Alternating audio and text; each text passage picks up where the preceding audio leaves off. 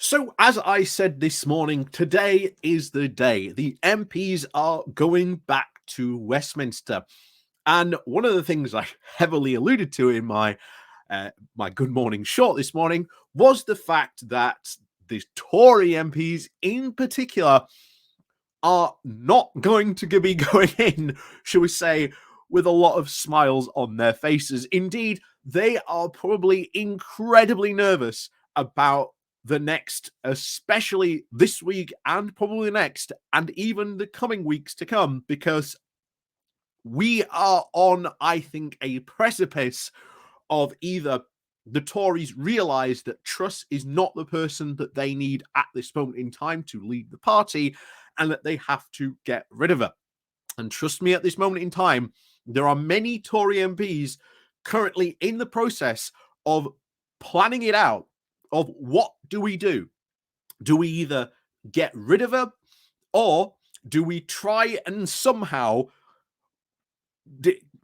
against all our best instincts, still decide to try and prop up Liz Truss to the next general election?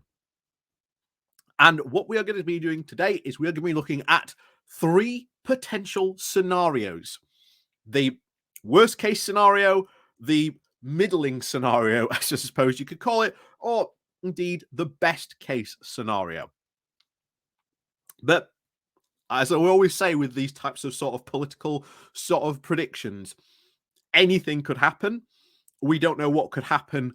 Maybe even today, who knows? They say 24 hours is a long time in politics. We might get even notice today that, well, Truss's days are indeed numbered.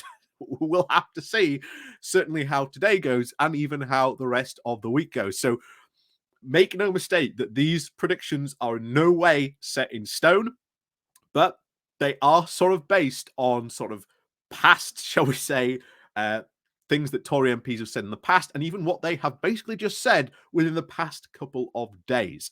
So, and as always in politics, it's very, very much a Mystic Meg type of moment. So we're going to be looking into my crystal ball to find out what the future may indeed hold for Liz Truss's premiership. So before we go diving into these three little predictions, please do remember to hit that like, share, and subscribe button. And of course, down below, there are links to my Patreon page and a one-off donation link called Buy Me a Coffee, where you can, well, buy me a coffee. And as always, thank you very much to all those people who do help and support the channel that way. And of course, down below, there is the YouTube thank you button. And of course, the YouTube subscription, where you get badges, emojis, and whatnot that you can use on the channel and when we live stream as well. So with that said, let's go diving into these predictions. Well, I think it's first, best of all, to start off with the worst case scenario. Ultimately, what essentially happens here is that Tory MPs are basically given the fright of their lives. They have seen the polling numbers. They know just how bad a situation they are in. They have probably been bombarded this weekend as well by letters from their constituents, basically saying, yeah, what on earth are you doing? This woman is about to crash the economy, or complaining about their house prices or mortgages that they have had to pay. Not only that, but the planning permissions as well, the benefits not rising in line with inflation, all kinds of stuff, even fracking. And I'm so glad that there has been a big push to email people's local MPs about fracking. So almost certainly, lots of MPs today will have a lot of mail concerning Liz Truss. And of course, ultimately, this week, we will see if Truss can actually get any of her proposals past her MPs. If she cannot get any of her proposals, including this mini budget, which will be the biggie, then essentially she is dead in the water. At that point, letters will have to go to the 1922 committee, and essentially, well, bye-bye Truss, hello, another leadership contest, probably with all the opposition parties crying out for a general election. Or we get another scenario where there is just complete and utter deadlock. And ultimately, King Charles might actually have to get involved and actually call for a general election. That, ladies and gentlemen, is the worst case scenario. So, what about the middle scenario then? Well, essentially, it comes down to this. Tory MPs are looking at the polls and going, maybe this is just a blip. Maybe this is just a temporary blip. Maybe Liz didn't have the best start, but we'll see how she goes. Lots of MPs have been plainly saying we'll give her until Christmas to try and sort all this out. Maybe, as we've seen with the 45 pence tax rate climb down, maybe Liz Truss will also U-turn on another series of her policies to essentially try and calm down a lot more Tory MPs. And in this way, she manages just to carry on with her premiership past Christmas. But that also doesn't include the possibilities of the disasters that could happen this winter, along with many other myriad things that could very well happen. As I've said before, the UK is swamped in crises, and unfortunately, we've had Tory governments just not prepared to actually tackle the root cause of these problems. And as a result, these crises just keep bubbling on, and they just keep on getting worse and worse and worse. And of course, as we've said before, these crises end up feeding into each other.